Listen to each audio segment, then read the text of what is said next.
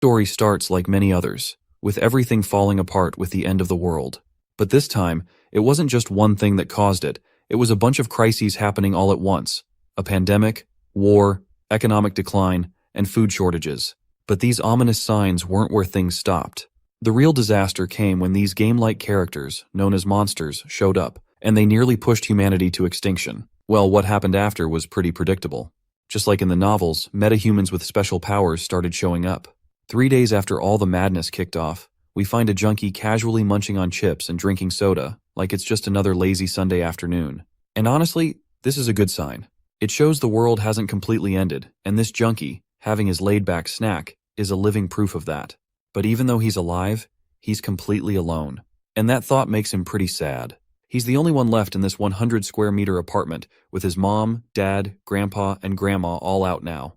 You see, his father ultimately decided to buy this place, and he took a loan of 200 million won from the bank. Not only that, he also used all of the family's assets, which were also worth 200 million won. The reason our protagonist is staying here despite not being born into wealth is because there was a condition to qualify for certain tax benefits. To receive these benefits, someone had to live in the property for at least 2 years. Since the protagonist's family couldn't leave it empty, he ended up staying there in order to fulfill this requirement. That's why he's been stuck in this apartment, locked in ever since the sudden apocalypse hit. He looks at his phone, no internet connection, which leaves him even more saddened. But just then, a loud roar shakes the area. He cranes his neck up and spots a monster gliding through the sky, heading straight for his apartment. As it gets closer, it opens its filthy mouth, ready to devour him. The guy gets absolutely boggled out of his mind when he realizes that this thing is about to eat him alive. But as he braces for the end, something odd happens. He looks in front of him and notices a system notification flashing on his screen, telling him that a subject who wasn't even permitted entry is trying to enter. As surprising as it seems, our boy is not surprised to see this system window at all, because the defense mechanism is the only reason he's made it this far. But this system has also become one of the worst nightmares as well. He tries everything, swinging at the door, kicking it as hard as he can, but it just won't open. It's been 3 days since the world ended, and this damn ability is the only thing keeping him alive. But it's also the reason he's trapped inside this apartment. He sits quietly in the night, alone, staring at the system window flashing in front of him. It says that the ultimate shut-in cannot leave the house. Of course, this pisses him off. He's been dragged into this mess, and now he's being given some fucked up title as if it's like most glorified shit to have. He feels powerless, having no control over his situation. His biggest problem has started to surface now, which is his food supplies. The electricity has been cut off since yesterday, and he's been surviving on side dishes from the fridge. But those won't last much longer, and all he has left are a few packets of ramyeon. Right at that moment, his system window pings with a notification telling him that he has hunted a calican and earned a significant amount of EXP in the process. His skill level has also increased because of that. The guy is completely bewildered to hear this. He looks outside and sees the monster's lifeless body lying on the ground, only to realize that now it's the monster being eaten alive by those damn goblins. It's hard for him to swallow that he literally hunted the monster in self-defense without even realizing it. Meanwhile, the system is notifying him that he's gained a new skill and that a nearby loot has met the requirements, and it's now calculating the loot. Just then, he hears a bunch of nasty roars. He looks down and sees the goblins going absolutely crazy after devouring the monster's flesh. It seems like the food they were partying on is starting to disappear, and the goblins are pissed to see it slipping away from their grasp. The reason the body is disappearing is tied to the system. The system then states that the loot calculation is complete, and our protagonist has received around 2.2 million won. Right at that moment, the lights in the room flicker on, meaning the electricity has been suddenly restored. The system then displays more information, revealing a new skill called House Declaration, currently at level 3. It's a passive skill, and no one can enter the house without the ruler's permission. Another passive skill appears, Dignity Preservation, at level 1. To preserve his dignity, half of the house's functions will be restored. The system also shows that his wallet level is maxed out, and the money he has now totals around 2.2 million won. The shut-in can barely contain his happiness when he sees the power come back on. He rushes to the fridge to confirm, opens it, and it's running. Not only that, there's water in the taps now, and the electric stove is working too. Excitement bubbles up inside him, and he lets his emotions loose, literally crying tears of happiness to see everything reverting to how it was before the world ended. But with a pinch of salt, he grabs his phone to check if the network is back. To his dismay, the network is still down. He's obviously disappointed to see that he still can't connect with the outside world. But right at that moment, his eyes catch a pen drive on the ground. He picks it up, plugs it into his PC, and when he plays the files, he finds memories his parents recorded. It's a collection of moments from his childhood and the journey of his life, showing how he grew up step by step. This hits the shut-in hard as all these memories make his heart go numb. He wants nothing more than to see his family again, and he vows to bring them here, no matter what. He stands up, his resolve steeled, but before he can get too caught up in his righteous thoughts, a system window grabs his attention. It tells him that he can now buy items listed in the store at original prices. This is something completely new, and the shut-in is left stunned for a moment since he was not expecting this at all. Curious, he presses the store icon. The system window pops up, showing him the money he has and the option to list items. Since the system is displaying how much money he has, it seems to be linked to his wallet. Anyhow, he decides not to dwell on the situation too much, so he opens his balcony window. Before he can step outside, the system stops him with a warning. He still cannot leave the house. Well, he expected that. Even though his skill level has gone up a bit, he's still trapped. One thing is clear though. If he hunts monsters, his level will increase, and he'll likely unlock new skills. Maybe one of those skills will let him go outside. The problem is that he has no idea how to kill monsters in his current state. Situations like the one with the Calican aren't exactly something he can count on happening again. But that is when an idea takes place in his mind. He might be able to take out some goblins. So he grabs a water bottle from the fridge and, with a quick swing, he throws it as hard as he can. The bottle goes flying out of the apartment. This momentarily makes him happy, because initially, he was worried that he might not even be able to throw objects outside. He then decides to take it a step further. He grabs a dumbbell and heads to the balcony. As he steps out, he notices something unusual. The goblins are there, but they seem to be moving away from the area, dragging chunks of meat from the dead monsters. They're basically retreating. This makes the shut-in anxious, seeing his last chance slip away. Without thinking, he hurriedly swings his hand as fast as he can and throws the dumbbell out. But instead of hitting a goblin, it lands on the dead monster's body, and in return, it catches the attention of the furious goblins. His heart races in fear as he realizes they've spotted him. Now, he's sweating bullets, absolutely terrified. He still has one dumbbell left, but he doesn't want to waste it by throwing it out again. But the problem is, he doesn't have anything else in the house that could help him kill these monsters. And he sure as hell isn't strong enough to throw a TV or computer out the window. He watches the goblins getting more furious, completely bamboozled by this bastard who's been throwing stuff at them. Seeing them so riled up has the shut-in sweating his balls, realizing that the goblins are now ready to tear him apart. They charge toward the building. But strangely enough, this situation isn't all that bad. In fact, it's exactly what he wanted. The goblins are coming closer, and now he can hit them without missing. This is his chance. He suddenly remembers the store option he had gotten earlier. He quickly activates his system panel, opening the store, and then presses the list item option. The system asks if he intends to list the dumbbell, and he agrees. The moment he does, the system scans the dumbbell, and he's unlocked the dumbbell in the store. He can now buy more for around 17,001. The shut-in is quite surprised to realize that the price listed is exactly what he paid for the dumbbell online, which makes him believe that the market rates here are the same as before the world ended. So he ends up buying 2 of these. Once the transaction is complete, the system window flashes with this blue light, and the dumbbell starts to materialize. This leaves our boy absolutely glowing with happiness. His joyous screams even leak outside of his apartment. The next moment he throws the dumbbell as hard as he can, and bam! It smashes into this green bastard's head, taking him out for good. In the process, my guy earns some EXP and around 3,001 as well, which is promptly deposited into his wallet. He's thrilled to see the reward, while the goblins below are left panicked and bewildered, staring at their fallen comrade.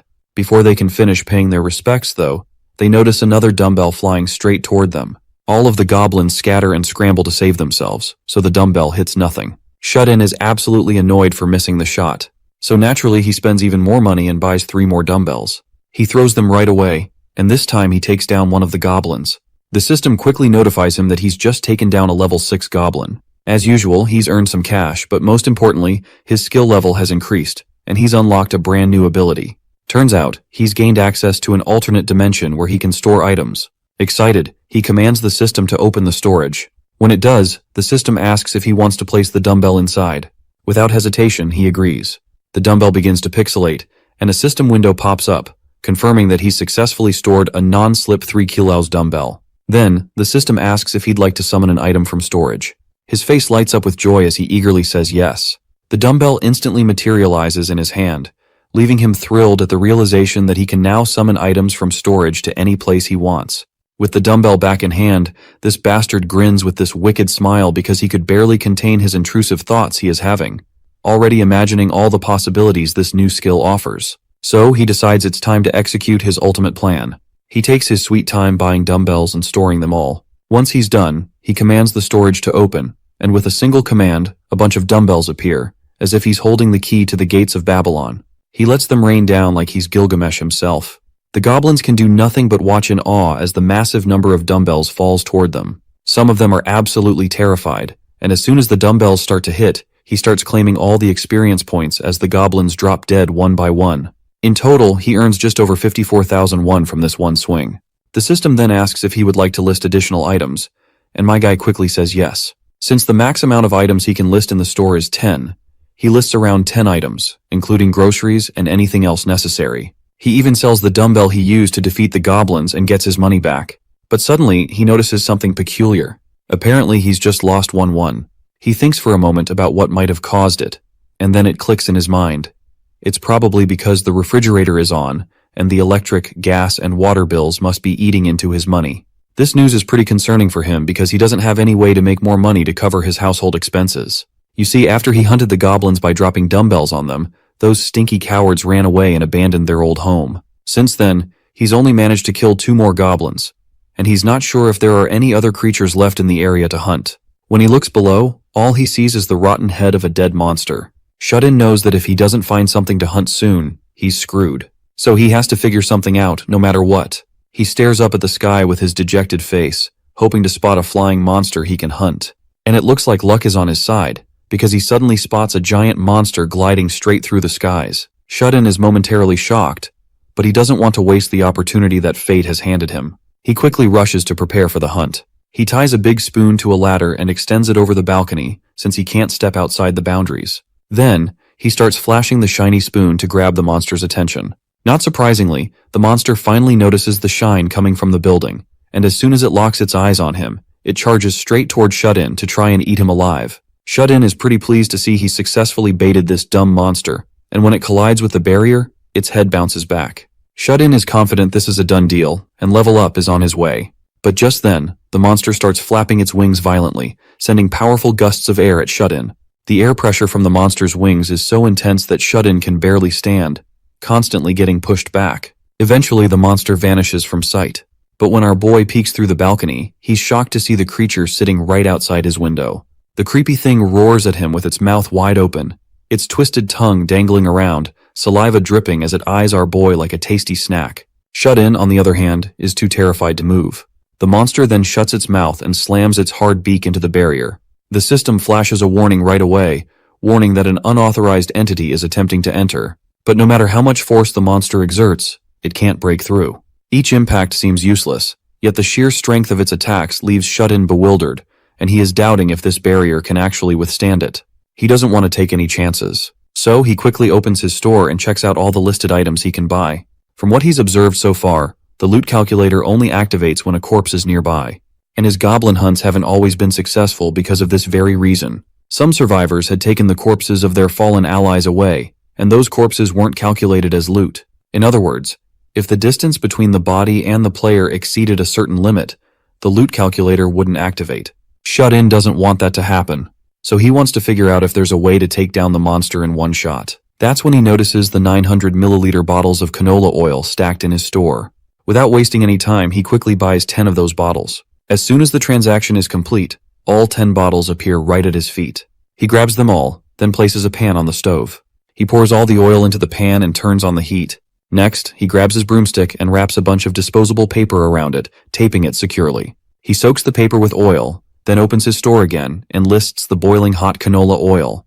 The system successfully announces that the boiling hot oil has been listed. After that, he grabs the lighter and gets ready to torch the soaked paper. The paper quickly catches fire, and when he walks to the window, we see that the monster is still perched on top of his apartment, waiting for its prey to come outside. Little does the monster know, its prey is actually the predator, and the monster is about to learn that the hard way. Shut-In quickly summons the canola oil, and all of the boiling hot oil pours right over the monster's head as soon as the system window activates.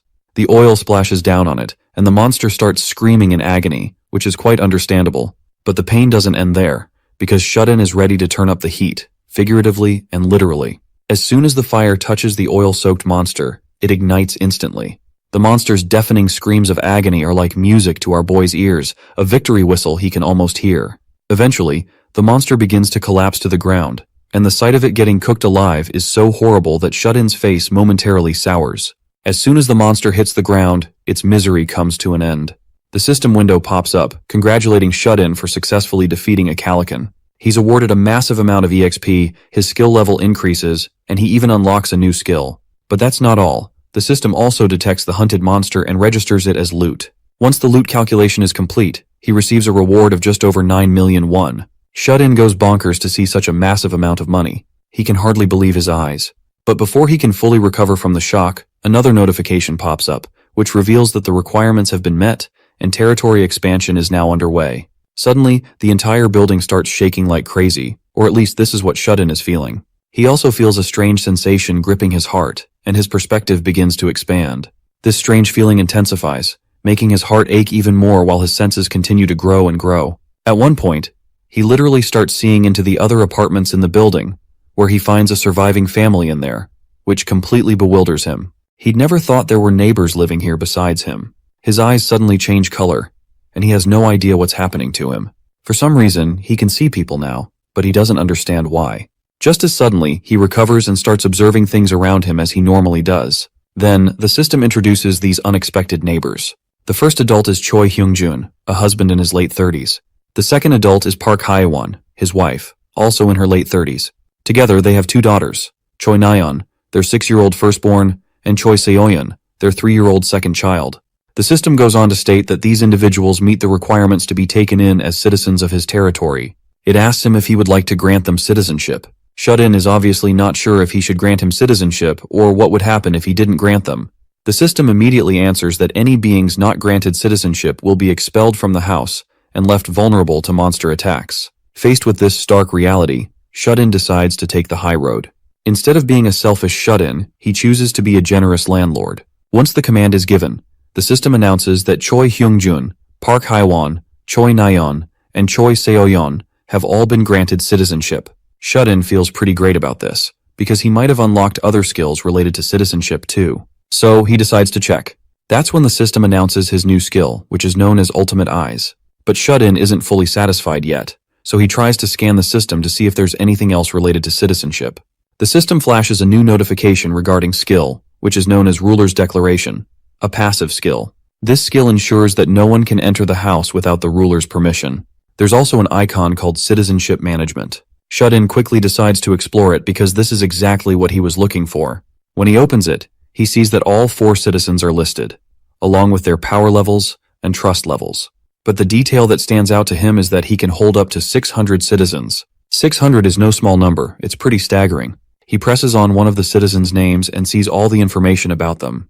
There's even data on their experience distribution rate and money distribution rate. He's also given 2 options. He can assign a quest to this citizen or expel them from his territory. He has no idea what the experience and money distribution rate are all about, but he guesses it might refer to how much experience and money the citizens share with him, and the fact that he can control the rate.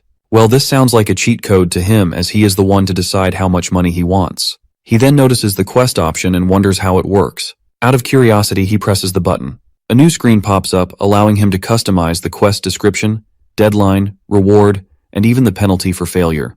Without much thought, he quickly assigns Choi Hyung-jun a simple task. Kill 1 goblin within 168 hours. The reward? A small amount of experience. The penalty? Nothing, at least for now. The system prompts him to confirm the quest. But before pressing yes, Shut-in starts wondering just how far he can push the penalties. To test it, he changes the penalty to death upon failure. To his shock, the system accepts the prompt without hesitation. He doesn't confirm the quest though, and the system cancels his request automatically. There's no way he'd actually kill someone over failing a quest. He is quite troubled to see this actually. The idea that he has the power to kill any citizen at any time, just with a penalty, makes him deeply uneasy. He starts thinking about what he should do now, and that's when he uses one of his newly acquired skills, the Ultimate Eyes. His perspective begins to broaden, and he can literally see everything. Once again, he spots the family down there. The family seems troubled, and the wife asks her husband what they're supposed to do now. The husband, Hyung-jun, has no clue what they're supposed to do.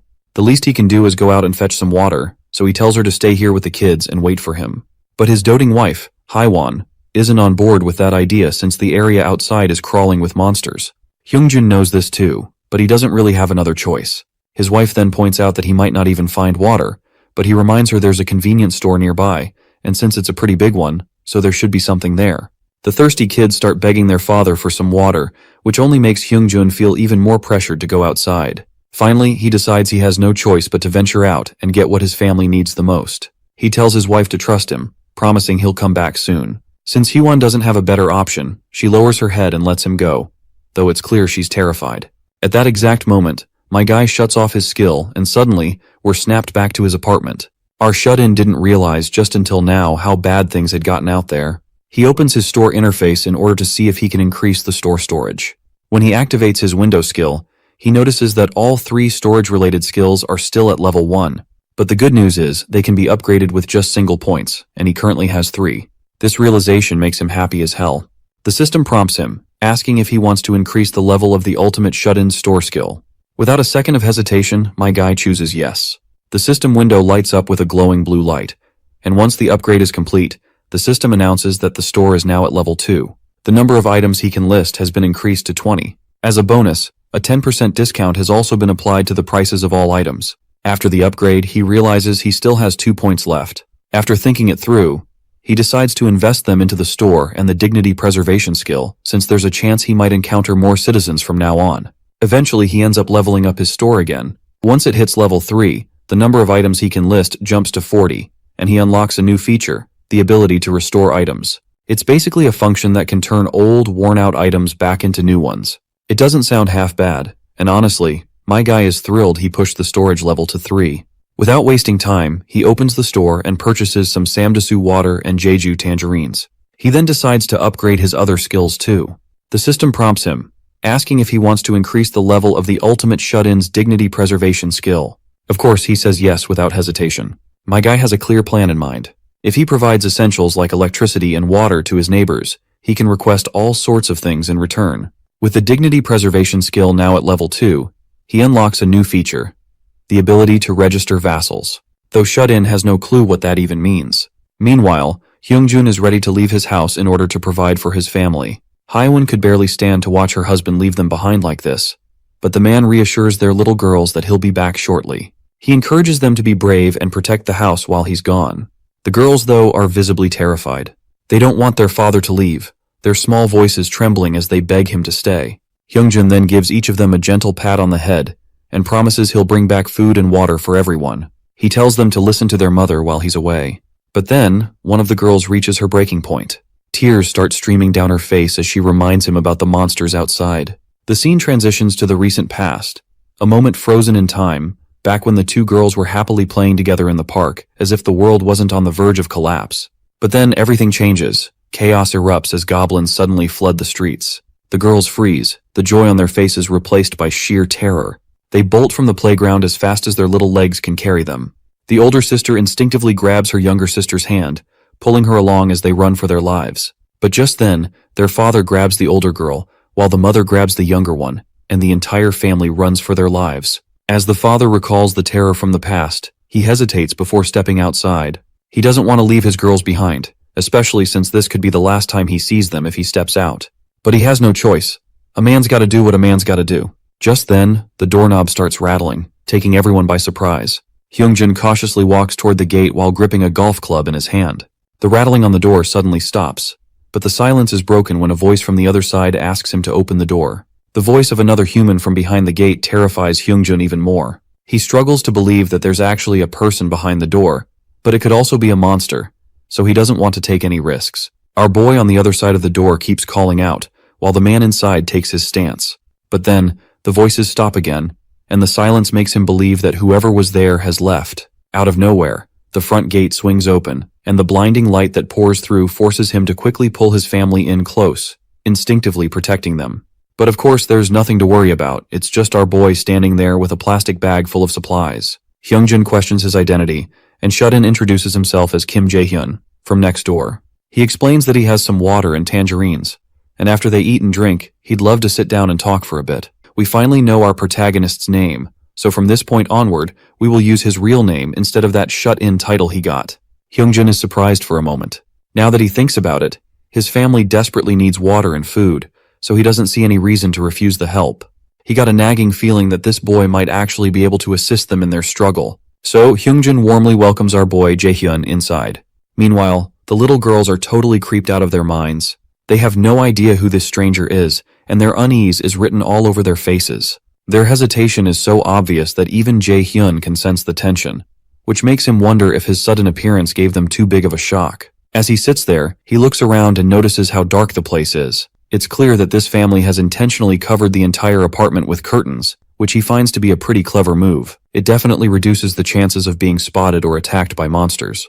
The first thing on Jaehyun's mind is to bring some light into the room. He focuses his thoughts on this single task, and suddenly, the room lights up. Hyungjin is left surprised to see the lights come back on, while Jaehyun pulls out a bottle of water and tells him to just treat his children with this, as there's no time to be surprised. The man grabs the water bottles and hands them over to his girls. Both thirsty girls start gulping down the water, and each sip feels more satisfying than the last. Seoyeon, the younger girl, even chokes a little from drinking too fast. Once they're done drinking, Jaehyun decides to treat them to something else. He pulls out a tangerine and hands one over to Seoyeon. The girl's eyes light up as she drools at the sight of the sweet, juicy fruit. But before she can dig in, her mother decides to peel it for her. After removing the peel, she feeds the tangerine to her daughter. The juicy sweetness bursts in Seoyeon's mouth, sending her neurons into absolute overdrive. Her cheeks tingle with the sensation, and she can barely hold back her excitement. Her mother asks if it's good, and Seoyeon nods, barely able to contain her joy as she responds with a simple yes. The older sister Nayeon eagerly starts asking for some tangerine too. Once she takes a bite, her reaction mirrors her little sister's, which is just pure joy as the sweetness takes over her senses. Meanwhile, Jaehyun is bombarded with notifications from the system. It seems the trust levels of the entire family toward him have increased. Seoyeon's trust has even reached 50, unlocking her loyalty stat, which has now surpassed 30. The system informs Jaehyun that Choi Seoyeon has fulfilled the requirements to be registered as a vassal and has even reached level 2. He reflects on this for a moment. Although she meets the requirements, she's still so young. Unlike regular citizens, he can only register up to 10 vassals, and they need to be capable of carrying out orders, at least at the level of Choi Hyungjun. Although the little girl's trust has skyrocketed, her father, Hyungjun, is still at 31. And since Hyungjun is the key person in the family, Jaehyun knows he needs to raise his trust even more. Suddenly, Hyungjun calls out to him and thanks him sincerely for all the kindness he's shown to his family. He admits he desperately wants to repay the favor, but isn't sure how he can do that right now. In response, Jaehyun decides they should step into the corridor for a talk. Later, once they're out in the corridor, Jaehyun casually asks Hyungjun if he's received citizenship. Now that it's mentioned, a system window suddenly pops up in front of Hyungjun. He admits that this notification appeared for his whole family about 30 minutes ago, confirming they had received citizenship. Jaehyun follows up by asking if anything unusual happened at that time. Hyungjun instantly agrees to this, explaining that they couldn't move their bodies for a short while when it happened. After piecing things together, Jaehyun realizes that people must be temporarily frozen when they're granted citizenship. Seizing the moment, Jaehyun addresses Hyungjun again, this time with a promise. He tells the man he'll do everything in his power to help him return to the life he had before this madness started. Hyungjun is absolutely bewildered by this declaration. But before he can say much, Jaehyun doubles down, promising that he'll protect them from monsters and make sure no creature ever invades their home again. Hyungjun isn't 100% sure if this is even possible, so Jaehyun confidently assures him that yes, it is possible. Still, Hyungjun knows it won't come for free. He directly asks what he would have to do to receive the protection. Jaehyun doesn't beat around the bush either. He makes it clear that there's a risk involved, and Hyungjun might lose his life in the process. He then asks if he is still ready to go through with it. Hyungjun hesitates before responding. After all, who wouldn't value their own life? But since he has a family to protect, he steels up his balls and confidently declares that he's ready to do whatever it takes. He goes on to say that even before Jaehyun showed up, he was already risking his life to go out for food and water to protect his family. Jaehyun smiles, happy to hear this because he's finally gotten the kind of help he needs. Then, Jaehyun remembers Hyungjun holding that golf club earlier and asks him how much it cost.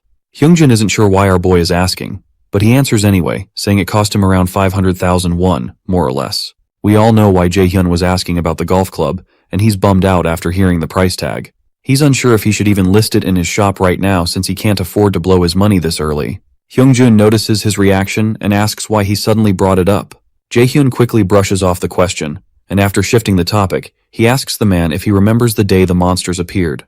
Of course, how could Hyungjun forget that day? It was a weekend, and it still traumatizes him whenever he thinks about it.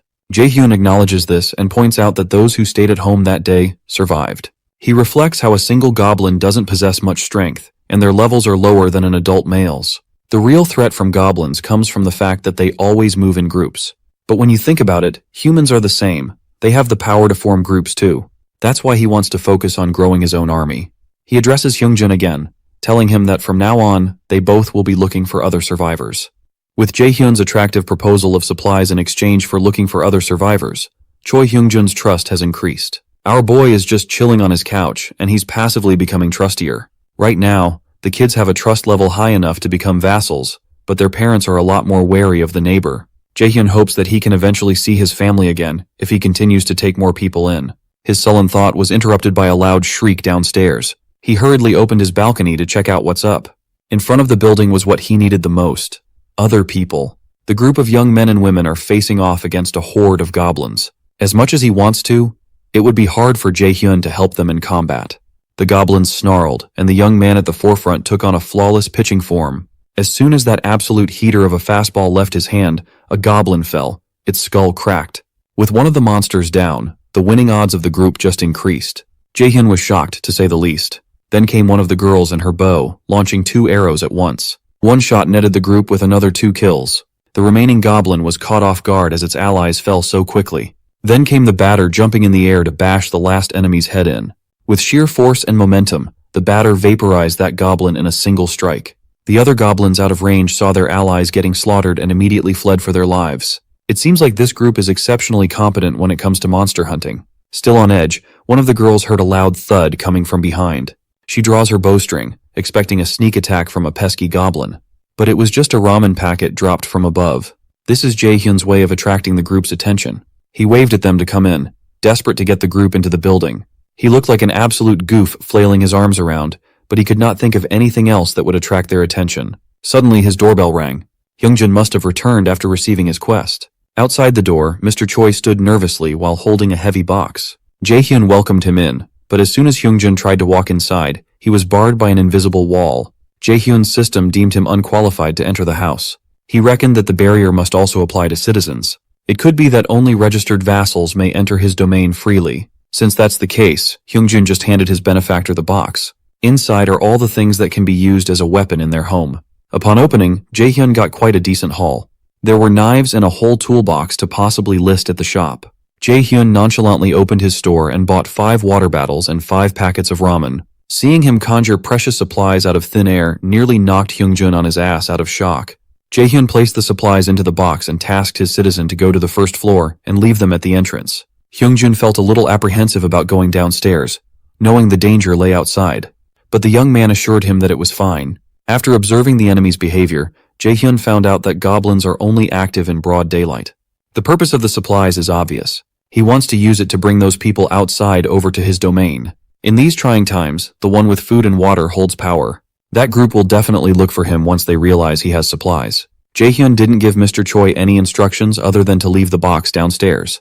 If he doesn't have to face and fight monsters, the task should be easy. Seeing how receptive Mr. Choi was to his requests, Jaehyun felt compelled to do something nice for him. He opened the quest menu and officially listed the delivery of water and ramen as a quest, adding in a small amount of EXP as a reward upon completion. Mr. Choi was surprised by the quest prompt that popped up in front of him. He asked if the mechanics were similar to video games, and Jaehyun confirmed. Given that Mr. Choi's only at level 9, leveling up to get good rewards is imperative. The reliable dad took a deep breath and braved his way downstairs. With the power still out in most parts of the building, he had to take the stairs. He even took his golf club for protection. From the 20th floor, Big Bro had to walk all the way to the ground floor. Just going down those stairs took a toll on his dad bod. But at least all he has to do is put down the supplies. As soon as he got out, he saw the silhouette of a group flock together and instantly assumed the worst-case scenario. With his paranoia and anxiety, he immediately assumed that he was staring at a pack of vile and disgusting goblins. His first instinct was to get the hell out as fast as he could. But in his rush, Mr. Choi rolled his ankle and fell to the ground. The water bottles and the packs of ramen flew out of the box as he nosedived to the pavement. The pain of falling was real, but his fear of being noticed by the group was more gut-wrenching. He pleaded for his foot to respond and move, fearing that the group might have already noticed him. He felt their presence closing in and pathetically raised his hand to protect his head from an attack. When he heard the silhouette approaching speak human tongue, he felt a mixture of relief and embarrassment. They weren't goblins. They were just a bunch of young'uns. Upstairs, Jaehyun received a notification that unauthorized subjects were trying to enter his domain. To check out what was happening, he opened his ultimate eyes and expanded his all-seeing vision around his territory. Unexpectedly, it seems like Mr. Choi had led the group inside the building. The group was naturally wary of the unfamiliar place. All they knew for sure was that someone threw a ramen packet from the higher floors. That must mean there's food in this building that could remedy their dwindling supplies problem. Jaehyun's system deemed the group eligible for citizenship and prompted him to propose the idea of inviting them to be official citizens. In the process of expanding his territory, he was able to forcefully grant citizenship to the Choi family, since they were already inside his expanded area of influence. But it looks like outsiders are given a choice. If that's the case, the group might just decline his invitation. Just as he was stressing over a contingency plan, the doorbell blared. He took a look at the digital monitor and saw Mr. Choi standing outside once more. Finally thinking of a viable plan, Jaehyun chose to edit Big Bro's quest. He gave Hyungjun a new task to treat the 6 guests to a warm meal. The edits on the quest quickly popped up in Hyungjun's face. Jaehyun urged him to accomplish the quest as he had something in mind. Since the quest seemed innocuous enough, Mr. Choi accepted and walked over to the group. It did not take him long to convince them to go in and go with the plan.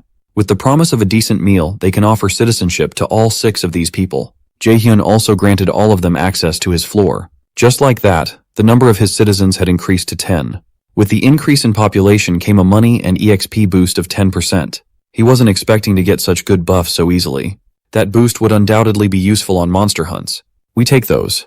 Looking at the Citizen Management tab, he saw their names, levels, and trust points. On the lead is Ha Dongjeon at level 23 with 19 trust points. As for Kang Deoksu, Kim Ga-young, Yu Hyerin, Kim Gaeon, and Moon Byung-ho, they all hover around levels 10 to 17 with varying trust points. A level 23 metahuman is on the same level of strength as the Calican that Jaehyun killed recently.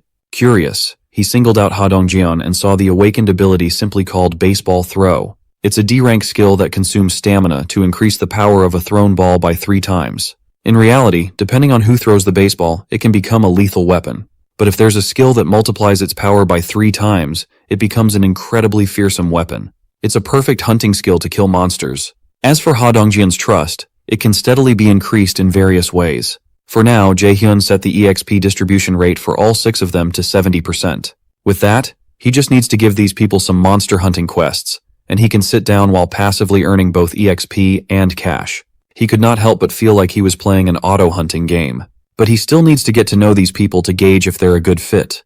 They could be the key to making his reunion with his family possible after all. Out of the blue, Ha Dongjeon's trust level has increased without Jaehyun doing anything. It wasn't only him. Even Kim Ga-young and Yu Hyerin's trust levels have gone up too. Mr. Choi played the role of a gracious host and welcomed the group into his home. Mrs. Choi came in running, confused as to why they suddenly had so many strangers inside their house. Her husband promised to explain everything later. For now, everyone needs a decent meal. Without prior notice, it would take her a bit of time to prepare something from scratch. But they need her cooking to make Jaehyun's plan possible. She thought for a second and locked in as she accepted the request to cook. It seems like the group of young bloods have manners, especially Ha Dongjeon. As a de facto leader of the squad, he asked Mr. Choi for more info on the man known as Jaehyun. Well, Mr. Choi wasn't exactly sure what Jaehyun's deal was. He doesn't know anything about the young man other than the fact that they've been neighbors for a while now. He added that Jaehyun is quite an intriguing person. He has the ability to restore living conditions before the apocalypse in selected areas after all. That just confirmed Dongjeon's assessment that a metahuman is behind all these resources. He reckoned that Jaehyun must have a broken ability to be capable of giving away precious supplies for free. Thankfully, Dongjeon was smart enough to not get any funny ideas. He reckoned that impressing someone so powerful, no matter what, would be the best move. If they can have someone powerful enough to provide electricity, food, and water on their side, it would be a game changer. In the current world, miraculous abilities are as rare as they are powerful. Since it would take a while to prepare the meal, Mr. Choi asked if the group wanted to take a shower. The young ladies immediately perked up as soon as they heard that they could finally get cleaned up. Since the power is functional, most of the other home facilities can be used too. Mr. Choi smiled and added that they had plenty of warm water available to use. The thought of getting 3 days' worth of grime washed out of their body was heavenly enough. You add warm water to that, and the ladies were hyped. Since the Choi household has a bathroom in the living room and master bedroom, the two ladies can go ahead and wash up first. They looked at him like he was the messiah, but the boys were still apprehensive. Dongjeon reckons that this enigmatic Jaehyun dude must be a metahuman with an ability far more powerful than his. When one of the guys suggested that they beat up their benefactor to see who was stronger, Dongjeon scolded his junior to stop talking nonsense. They should try to impress their benefactor if anything. He even went as far as to beg the lunatic to sit tight, don't do anything stupid, and just stay quiet. In any case, the group's goal is to secure as much food and supplies as they can. They cannot screw up a chance to do that without a fuss, so Dongjeon warned his group to be polite and always read the room. Fortunately, their boneheaded member respects Dongjeon's orders. But one of them was visibly uncomfortable for some unknown reason. Being the good leader that he is, Dongjeon approached the anxious Byung-ho and apologized for dragging him into such a mess. Dongjeon feels guilty for inviting everyone to his housewarming right when the apocalypse struck. Byung-ho tried to brush it off, but his anxious look was palpable. Dongjeon promised that as soon as they secured enough supplies, they would go to the place of Byung-ho's grandmother together. Byung-ho thanked Dongjeon for his consideration, but he knew deep inside that it was already way too late. On the third day of this accursed apocalypse, the possibility of a frail old woman alone in her home still being alive is slim to none, but at least the place is nearby. Dongjeon is optimistic that they can get there as long as they all hang in there and work together. Suddenly, the group's discussion was interrupted by the door opening. The aura of the newcomer was electric. The door creaked open, and all their eyes were glued to the entrance. Dongjeon felt like they were being stalked by a fearsome predator and instinctively gripped his ball, ready to throw at any second.